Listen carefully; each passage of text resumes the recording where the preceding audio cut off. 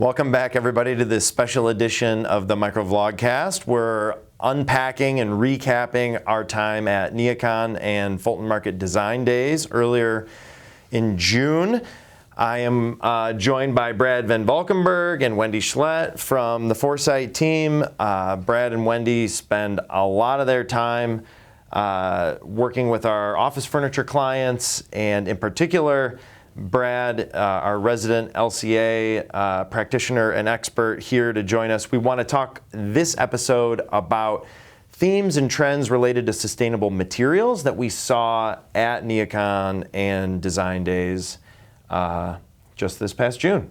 Brad, what do you think, man? What'd you see? Yeah, I think there was a really cool kind of... This is good. I got you here. You got me here. I can't think of the word I'm trying to say. Which site? All of them. All of them. Polypropylene? I made that up. I don't know if that's even a word. This is going to be potentially... A couple of years ago, we saw somebody first push out a recycled polyester material that they were using for soundproofing. Okay. They were using it to start dividing their workspaces, and it was 100% recyclable. It was a supplier of theirs had this scrap material they were just getting rid of, and like, we'll take it and we'll put it into our products. So for like acoustic? Exactly, for that. Mm-hmm. And seeing that basically everywhere this year, 2 years later, just the acceptance of this material as like a new sustainable option for dividing spaces and being in a large workroom like we have in our office, just a way to dampen the sound. Yep. But it also comes in a wider range of colors, so if people are using it in their design purposes, so it's not just a gray, boring piece of material. They're cutting it in interesting ways, making kind of like artful space dividers out of it. They're also using it for chair, like KFI was using it as the actual seat base. They had it molded and formed and solid enough to be able to use as a seat base, and they actually minimized the different types of materials in it, so it was only one, so it could actually be disassembled and recycled at the end of its life. Cool. Yeah. That's a good one. Is there any other one worthy of note before we sign off here? Or was that like the main one that you sort of saw? A lot more ocean-bound plastic, threads coming out more.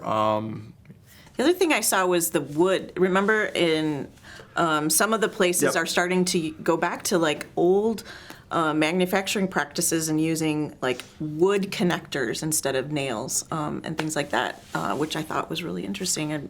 And I think that was at Andrew World. Yeah. Getting rid of traditional fasteners and using that old kind of forming wood together just to fit and interlock with each other.